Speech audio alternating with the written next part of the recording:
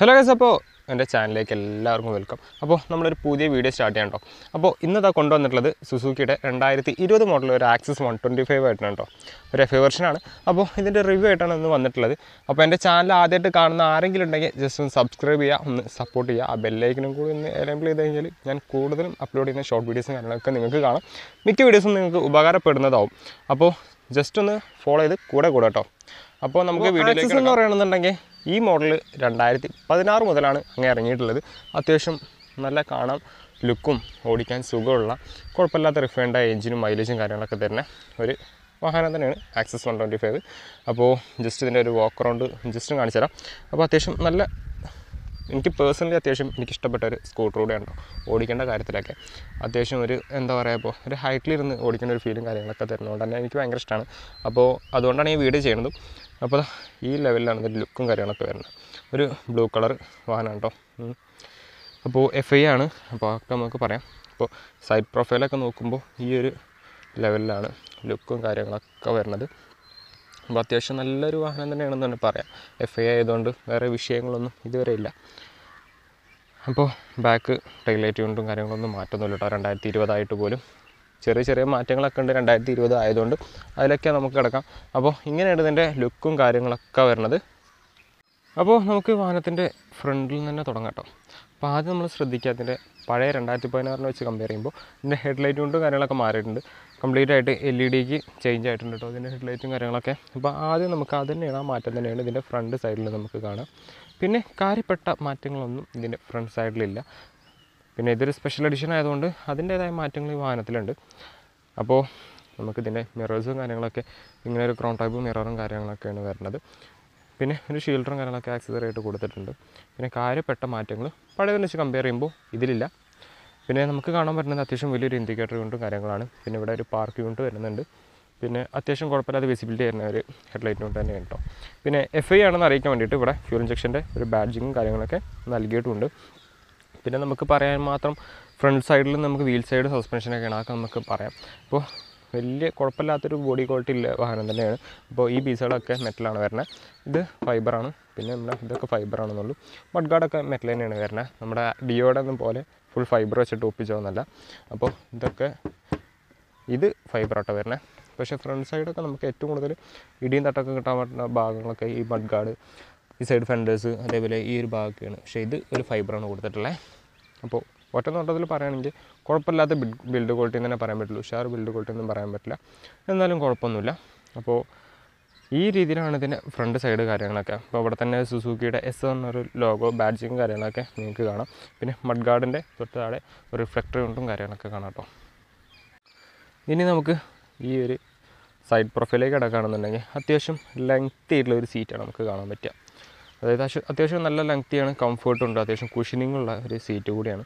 പിന്നെ കുഴപ്പമില്ലാത്ത ഹൈറ്റും ഉണ്ട് ഈ സ്കൂട്ടർ ആക്സസ് കേട്ടോ. പിന്നെ ഇത് BS6 ആണ്, അത് ജസ്റ്റ് പറഞ്ഞെന്നുള്ളൂ. പിന്നെ ഇതൊരു സ്പെഷ്യൽ എഡിഷൻ ആയതുകൊണ്ട് ഇതിൻ്റെ സീറ്റ് കാര്യങ്ങളൊക്കെ വേറൊരു കളറും കാര്യങ്ങളാണ് വന്നിട്ടുള്ളത്. അപ്പോൾ ആ സ്പെഷ്യൽ എഡിഷൻ്റെ ബാഡ്ജിങ്ങും കാര്യങ്ങളൊക്കെ ഇവിടെ കൊടുത്തിട്ടുണ്ട് കേട്ടോ. പിന്നെ ആക്സസ് 125 എന്നുള്ള വലിയൊരു ബാഡ്ജിങ് കൊടുത്തിട്ടുണ്ട്.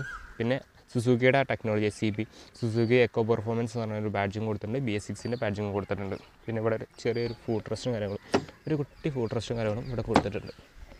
പിന്നെ നമുക്ക് പറയാൻ പറ്റുന്ന ഒരു ഭാഗം എന്ന് പറയുകയാണെന്നുണ്ടെങ്കിൽ ഈ ഗ്രാബ് ഹാൻഡിലും കാര്യങ്ങളൊക്കെ ബ്ലാക്ക് ആണോ കമ്പനി കൊടുത്തിട്ടുള്ള ഈ ഒരു എഡിഷനാണ്, ഇങ്ങനെയാണ് കൊടുത്തിട്ടുള്ളത്.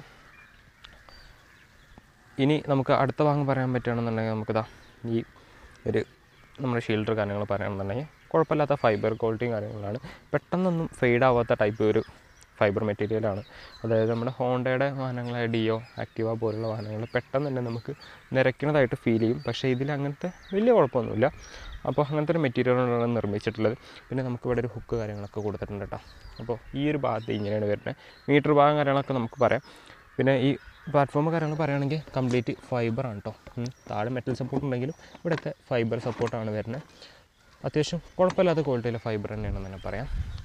ഇനി സൈഡ് ബോഡിലേക്ക് കിടക്കുമ്പോൾ ഞാൻ പറഞ്ഞല്ലോ ഫൈബർ ബോഡിയാണ് വരുന്നത്.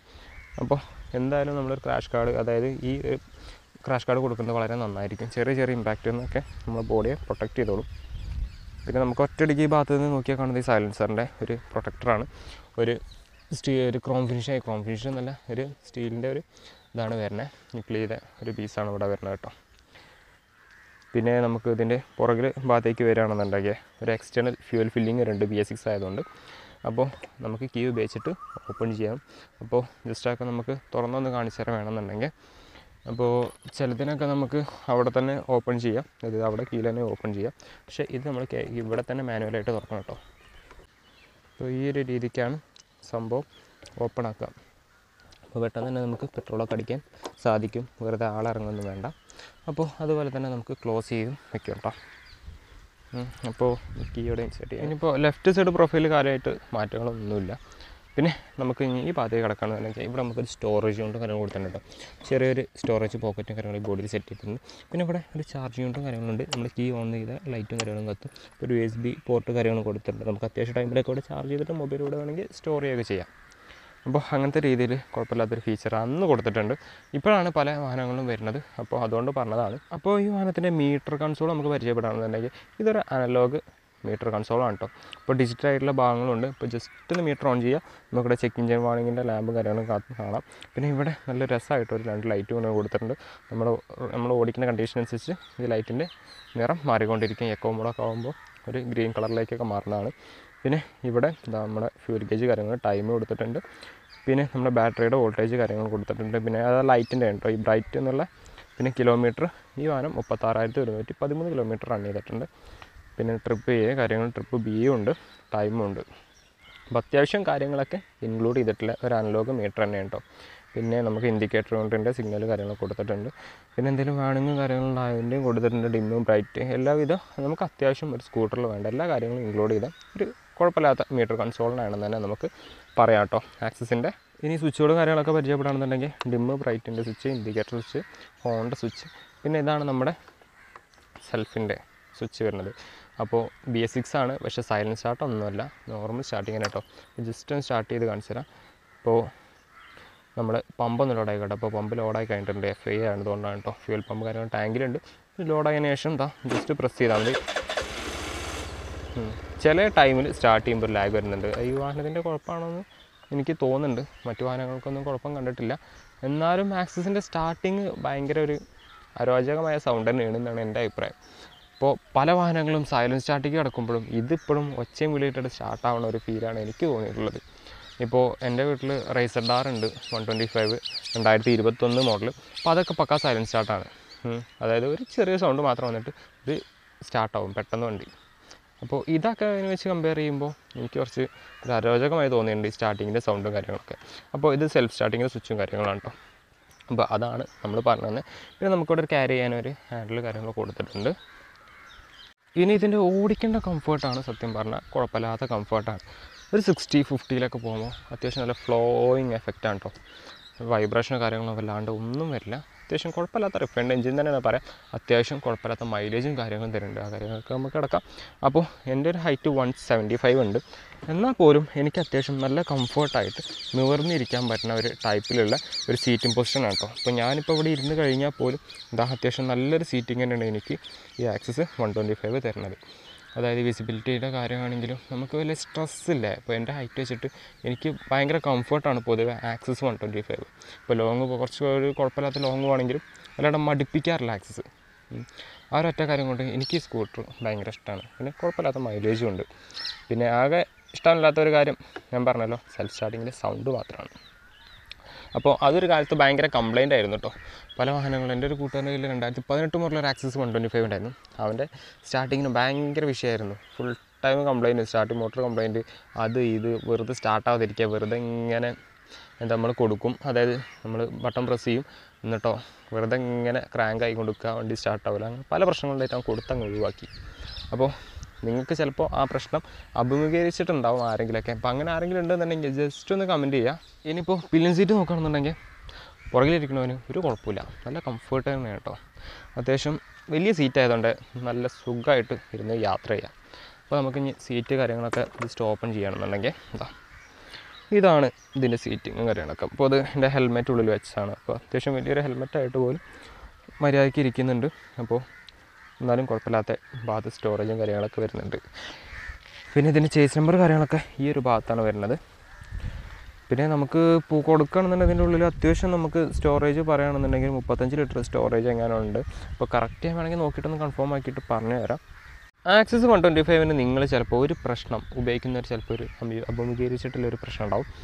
ഈ ഒരു ലോക്ക് പൊട്ടുക പല ആൾക്കാർക്കും കണ്ടൊരു പ്രശ്നമാണ്. എന്നിട്ട് ഇത് മൊത്തം അസംബ്ലി മാറാൻ പറയും. അതായത് ഇത്രയും ഒരു ഭാഗം മാറാൻ പറയും, അല്ലെങ്കിൽ സീറ്റ് മാറാൻ പറയും. ഇവിടെ എവിടെയെങ്കിലും ബ്രേക്ക് ആവാം, ഇവിടെ അല്ലെങ്കിൽ ഇവിടെ ബ്രേക്ക് ആവാം. അപ്പോൾ അങ്ങനെ ആരെങ്കിലും ഈ പ്രശ്നം അഭിമുഖീകരിച്ചിട്ടുണ്ടെന്നുണ്ടെങ്കിൽ ജസ്റ്റ് ഒന്ന് കമൻറ്റ് ചെയ്യാം കേട്ടോ. അപ്പോൾ എൻ്റെ ഒരു ഫ്രണ്ട് ഉണ്ടായിരുന്നു. അപ്പോൾ അവന് ഞാൻ വേറെ എൻ്റെ ഗ്യാരേജിൽ നിന്ന് തന്നെ വേറെ ഒരു ചെറിയൊരു ഇതിൽ ഞാൻ റെഡി കൊടുത്തു. അപ്പോൾ മൊത്തം മാറേണ്ട ആവശ്യമില്ലാത്ത ഞാൻ ചെയ്തു കൊടുത്തു.